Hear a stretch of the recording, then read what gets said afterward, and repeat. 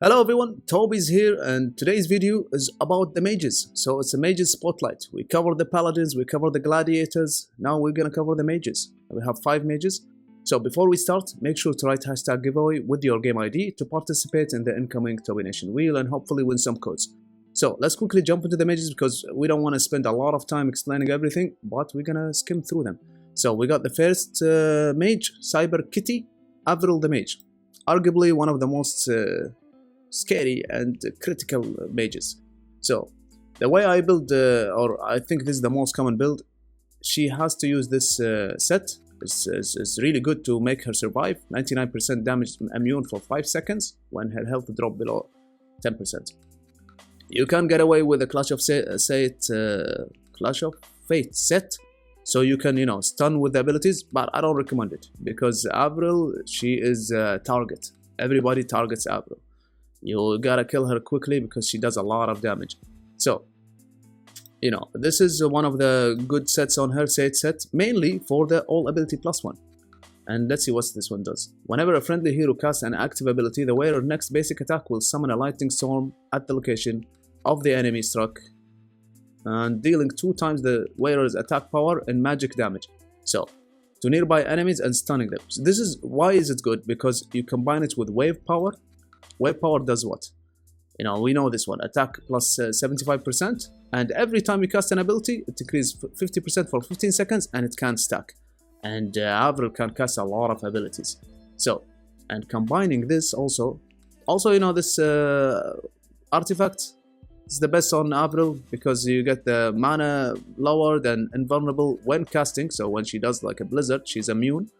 And ability cooldown lowered, magic damage, and mana ability magic damage. So total, if you do a blizzard, that's total plus 75% more damage. Keep in mind this prism and the set, what we just said about this every time the wearer next basic attack. Look at the abilities. She got this one. Avril basic attack has 35% to shoot 6 glacial shards at random enemy, dealing 7,000 damage, freezing. And then you got the ultimate says what? Rapid cast. Avril's spell can be cast twice. So you see all her spells, she can do it 2 times each. And all her spells cooldown are reduced by 2.5 seconds. Each time Avril casts an ability, she increases her attack speed by 70%. Man, that's why this CyberKitty is crazy. See, you need almost all the abilities. Actually, you need them all because you're gonna do a lot of casting. So the Ice Nova, don't care about the damage. It is actually a lot more. Sometimes Ice Nova takes eats like a quarter of a sniper's health. So don't worry about this damage. It's a lot more. With all the other things that you combine together, the set and then the prism and the artifact and the hero mastery. So you see this number is small, but it's actually a lot of damage. So you get this one. I throw on it 4 points. Glacier shards, max. And the wall is okay for 14 seconds. 14 seconds is a long time actually. So you can get away with only 40 seconds. You don't need more points. So because this one only increases the duration of the wall. The wall is nice. Sometimes you get to close up on the archers or the snipers, and actually it burns as well with the hero mastery.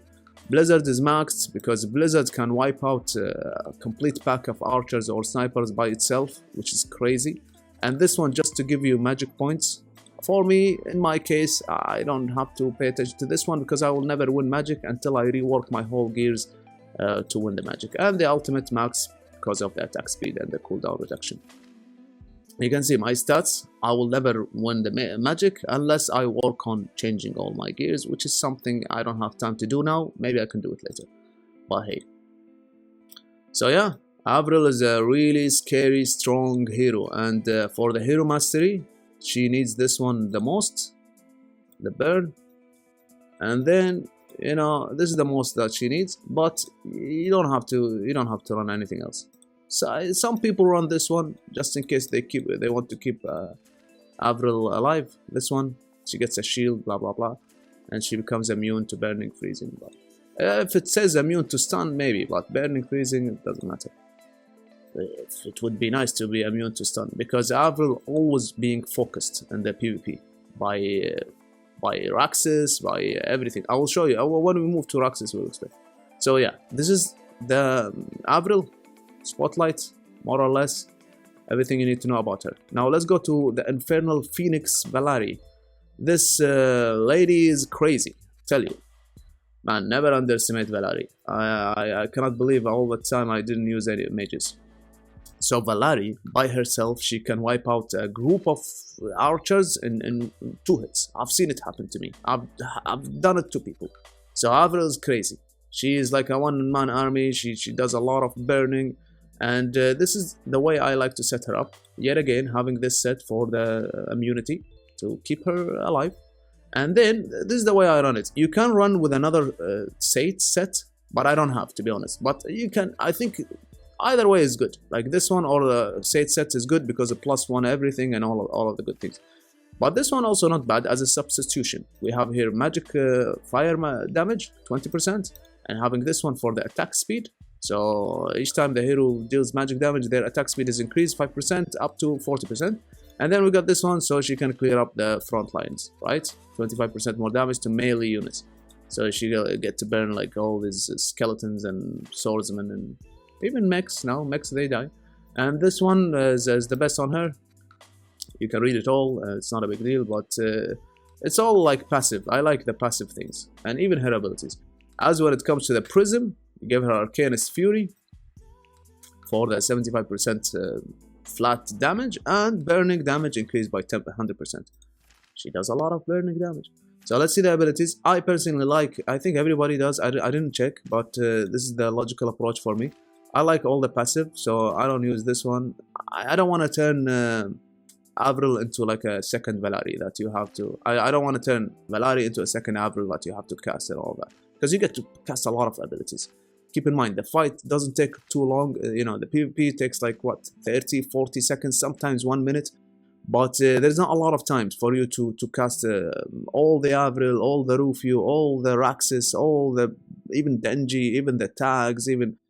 And there is a lot of things to do. And I don't think adding another hero for casting abilities is a smart idea. Keep her passive. She's just gonna shoot, and she's gonna shoot a lot. So we have the Lotus Flower, says what? Basic attack have 25% chance of releasing explosive fire orb dealing blah blah blah damage, which is a lot of damage actually, to the target enemy, smaller amount of burning damage to nearby enemy as well. So she burn, and the unit that die from burning will explode. Yeah. Crackling Flame, throughout countless hours of research, alright, training with fire magic, Valkyrie can split her normal attacks into multiple flares. Each attack has 25% chance of being split, and at most 9 flares can be triggered. 9 is more than enough, guys. As I said, this fire lady is crazy. So this is Rain of Fire. It's kind of like a blizzard, but fire. We don't use this one. I know. You can try a build, but in my case, I explained why. And the burning is basically burning. So Valkyrie fire attacks cause a burning that deals damage per second for 10 seconds. Burning enemy magic resistance is reduced. This is big. So she reduced their damage and they keep burning them, and then when they burn, they die, they explode, and then she keeps shooting. She's crazy. And the ultimate, if you get a chance to, if you like, you want to push or something, or you know, let's say she's approaching the range units, you pop the ultimate. Says what? Valkyrie activates Fire Spirit, increasing her movement and casting speed by 270%, increasing her probability of Lotus Fire to 100%. So she is, where is the Lotus Fire? She is gonna, there is no like 25%, it's gonna be 100%. She's gonna go crazy. So this is how I set her up. And we talked about the Prism. Let's talk about the Hero Mastery. If you want to maximize the Hero Mastery for Valkyrie, like you're a Valkyrie focused player, this is the best Hero Mastery you can get, in my personal opinion. You know, you got this one, says what? Magic damage and attack speed. So we're gonna make her go crazy. And this one, from the rage, this is the best thing you can get. This one, range +5, crit hit rate +25%, and crit hit damage +40. I used to run this one on Nora, but now I'm slowly shifting into mage focus. So I put Nora, what's called rage 10, more mage focus now. And at the end of the day, I'm just testing stuff, but this is to maximize Valkyrie. So let's move on to Cleo, the Forgotten Keeper of Time. It's ironic, isn't it? Keeper of Time, Forgotten. So let's jump into Cleo. Cleo, obviously I don't run her. I don't think anybody run her. And maybe if you are, what do you call it? An Lich player. Let's look into the abilities. You know, one of the main abilities that you run is this one, Tomb of Creation, is to CC, crowd control a group of archers or units, rangers, for 7 seconds. Is it? The black hole persists for 7 seconds, yeah. So this is the main big thing, but as we mentioned, there is no time to use active abilities, and she's very squishy, she's gonna die very quickly. So let's read the rest of the ability. This is a passive, so she get a chance to do more damage. Not a big deal, she's not a damage dealer, she'll never be a damage dealer. So she's like nowhere in the club of Valkyrie. So yeah, Book of Eclipse is an interesting one. So you know, this one, if you max it, let's see if we max it. I think I have a set max, because this is one of the interesting one. I don't have. Okay, let's just one. All right. So after releasing 3 dark orbs is this one basically. Right, throughout studying Mastered Arcane, every time she attacks, there is a chance of releasing dark orb. So this is by just auto attack. So after she released 3 auto attacks, so you get a chance 35% if it happens 3 times in a row. What is gonna happen? Book of Eclipse is gonna trigger. So Cleo uses the Book of Eclipse, which causes the battlefield to be enveloped, yeah, in shadow. Actually, this back in days used to really make the screen black. You don't get to see anything. They fixed it, but it's still annoying. This greatly reduces the magic damage dealt by humanoid units. Reduces, not magic. Okay, I wonder why magic. So this is greatly reduced magic, reduces damage dealt by humanoid units. This eclipse lasts for 29 seconds. So 29 seconds is a very long time during the fight. This is like a quarter of the fight. And this is really good. It reduces all the damage of humanoids. So if you are a Lich player, I think this is really good to run. However, keep in mind, this affects your own unit as well. So if you are like a not-Lich, for example, Raken or something, this affects your even humans player or snipers, dwarf player. This affects your own unit as well. So this engulf all the battlefield, including your units. So don't run this one unless you are a Lich, or let's say you are a self with no archers or something, no humanoid. So don't affect your own self negatively. All right. So yeah. And we got this one, Tomb of Pain. I don't think this skill ever been used. Let's read it. I don't even know it. The Tomb of Pain contains enormously destructive dark magic. I highly doubt it. When Cleo opens it, the Fury of the Gods is released, dealing 22 damage. The Fury of God dealing 22 damage to enemies within a radius of 5. Additional damage is dealt when the battlefield is under an eclipse. Honestly, this is garbage, guys. Don't get don't get like tempted by the fancy words of the wrath of gods and fury. It's bullshit. It's nothing. Don't use this one. Don't ever use it. So Tomb of Wisdom. Tomb of Wisdom is yet again just flat magic stats. And what else? Magic become much more stronger. Cleo has read about 7 times. So yeah, this is just a flat magic stats for the overall attributes. Not a big deal. Tomb of Redemption. This is an interesting one, but I obviously never tested it because I never played Lich. So the Tomb of Redemption tells how to raise the souls of the dead when it's teaching. With its teaching, she is able to revive 36% of destroyed undead units. This is only effective on units that were destroyed during an eclipse. So when the eclipse happened and your undead unit dies, she revive percentage of them. Honestly, on paper, this sounds really good. I don't know, I would assume if you're a Lich player, you would max these 2 and put Cleo in the back or something. So yeah, and the ultimate is not bad if you get a chance to use it. But all in all, this hero is not really being used a lot because of the whole, we explained everything. Alright, what else we have? Builds, I would assume yet again using a mage set, this one. And support trinkets or something. Nothing big deal, to be honest. Yeah, she's not really a used hero. Now let's move on to Roxas, the most controversial hero. Roxas is crazy. It's really crazy, this hero. Alright, so what do we get? This is, in my opinion, the best build, minus the staff. The staff, you can use anything. So you need the Clash of Fate set. Why? Because active abilities, aka his Lantern, stun enemy in the target area for 2 seconds. Now, and I like to combine this with these 2 and this one, oh, we'll have to go through it all. So the trinket says what? The first time the wearer casts an active ability, aka his lantern, and most of the, when you start the PvP, Roxas lantern is ready to use. Right at the beginning, you don't have to wait, it's ready to use. So when you start, that's why most of the people start with the lantern. Why? For many different reasons. So the main reason is, every lantern with the Clash of Fate set, you get to stun a group of archers, I personally, or most end game players personally, what they do is they stun Avril, believe it or not. So they just focus the 3 lanterns on Avril to keep her stunned for the longest duration before she casts. In many cases, Avril's position is the most critical, because she can get stunned by Rufio stun at the beginning, and then by chain stunning her with lantern, and then jumping on her on Rufio, she get to sometimes die before she casts. It happens to me, it happened to other players. When Avril dies without casting is a huge disadvantage of damage not done, because Avril is crazy. 2 blizzards and she wipe out something, a group of, so that's why. Now let's continue reading this one. The first time the wearer casts an active ability, his lantern, all friendly troops gain 10% bonus damage or bonus attack, and 5 bonus accuracy bonuses are doubled for heroes. Last for 5 seconds, cannot stack. Okay, really cannot stack? I didn't know that. Alright, so last for 5 seconds, and if you use it, the lantern 3 times, separating 5 seconds, it can you can keep it for 15 seconds, arguably, but it's very difficult to do it.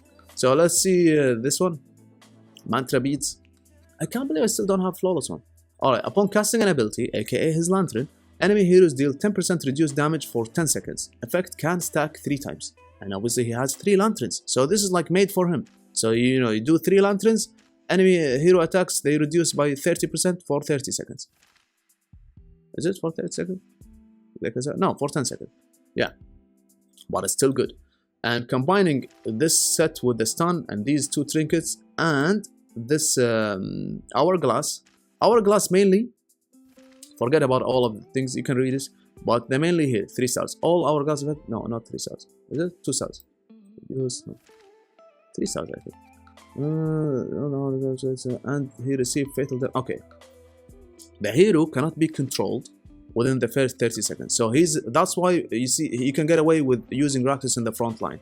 Why? Because mainly you need the reach. You need the reach of. I actually had one person ask me this question in the YouTube comment. Why do you use Roxas on the front line? So this is your answer, because I don't get a chance to answer. Now this is your answer. Mainly you want the reach, right? You want to stun Avril, Rufio. I mean not Rufio. Avril, archers, snipers. You want to stun them. So it's most important that you have the reach to reach, because most of people put their archers and snipers in the very back, so they don't get stunned right away at the beginning. Stunning 3 times for a pack of archers, you negate Avalon Horn completely. So, and what else says? It's cannot be controlled, and if he receives fatal damage, he will be invincible for 8 seconds. So he's not gonna die. He's not gonna be stunned. So this is ensure that you get to do the plan of stunning 3 times. And for me, I use Shamanic. Most people use Shamanic. Some people cut it out because there are better prisms for other heroes. But as for Roxas, Shamanic is the best for him. Says what? Buff a random friendly unit group whenever the hero casts an active ability. Reduces damage taken to melee by 40 and increase attack speed of ranged unit by 40 for 12 seconds. Can be stacked 3 times. So this is obviously made for Roxas as well. And so that's the thing. You start the fight, you do the 3 separate lanterns, each lantern stun for 2 seconds, so make sure don't spam them. If you spam them, then for example you stun 1 second and you use the other one, you wasted the second, right? You don't want to waste any second, because the whole fight is 1 minute and a half or something. So you don't want to waste any second. You stun, wait for 2 seconds, stun again, wait for 2 seconds, stun again. And or you can use the lanterns on your own troop. So let's read the lanterns, what they do. This one is the passive. He have 3 lanterns he can use, and then this is the lantern itself. Roxas places the lantern, he holds into the battlefield and receive a new one if it's placed. Okay, each time lanterns lasts for 25 seconds. Once placed, increase the effect of staying against enemy and toward allies by 25%. Okay, and okay, we know that the difference. So you got 3 lanterns. So this one is the first one. The first one, it does either damage or healing. And honestly, back in days it used to be something, but now the numbers are too little to make any difference. So it's being used as a stun. Alright. The second lantern does what? This does attack speed and movement speed, is it? Yeah. Friendly attack speed or reduce enemy movement attack speed. So it's either use it on your troops to gain attack speed and movement speed, or use it against the enemy to reduce their movement speed and attack speed. It depends on the situation you're in. If your enemy is more aggressive, it's more critical to play defensive, then you play defensive. If you are pushing, you are against stall side, you go aggressive, and it's not in a range to hit it on his units, range unit, the enemy, then you use it on yourself and push. Alright, the third one does what? Damage, I think. Third one, yeah? Increase friendly attack, yeah, 30%, and reduce enemy attack by 30%. So, yet again, same logic. Third lantern uses either on yourself or your units or the enemy units. I mainly, honestly, most of the times I use all the lanterns on enemy. Unless I push, as I said, stall side, then I use it on myself. But even though I put, the way I set my Roxas is in the very middle and the very front. So I get to reach both sides, right or left. So mainly I use defensively. I use, against the enemy. I don't use it on my own troops. But a lot of people use it on their own troops. Alright, what do we have here? Refract. This is also a lich kind of ability. When an enemy humanoid unit perishes within the lighted area, it's gonna be difficult. Okay, there is a 5% chance that they leave behind 2 corpses. When the lantern expires, they explode an eruption of dark enemy that deals 40 damage. Honestly, I think this refract is not a big deal, Maybe it's good for lich or something, I don't know. Because it creates corpses or something, then you get to resurrect, or I don't know. But it's not my thing, this one. And the meta forces is basically a good one, because after he do his lanterns, then he will transform and get health and do damage attack speed. You can read it, it's not a big deal. But having even 1 point is enough. I have 3 points on it. So that's Roxas. Roxas is, let's see the Hero Mastery. Hero Mastery, I think you need, what do you need on him? Nothing, right? Yeah, nothing. I don't have a Hero Mastery on him. Yeah. So he's mainly just for stuns and being annoying or buffing or all of this good thing. As for the last mage, I'm not gonna go a lot. I'm not using him, by the way, but I'm not gonna go in depth in him because I have actually an Aryan spotlight video. So there is no point going through him a lot because I made a whole video for him when he was first released. All in all, he's a support hero. He does like reducing evade and all of those things. You can check the Aryan video to check it in details. I personally don't use him right now. He's not even level 70. So, there's not much to say about him. So, guys, this should cover the mages. And these 3 are super good. These 2 are so. So, yeah, guys. I hope this, help you with the mages. What do we have? By the way, guys, I know I have a lot of Linari now, but actually I'm going back to free-to-play. Because priority is to... What do we have here? Anniversary wish ended. So I did not get the 10,000 potential. So my wish was not granted.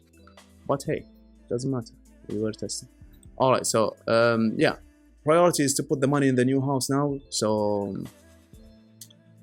I'm going all out in the new house. I want to have fun. I want to have a good place. And yeah, no point to spend here right now. I'm going completely free to play.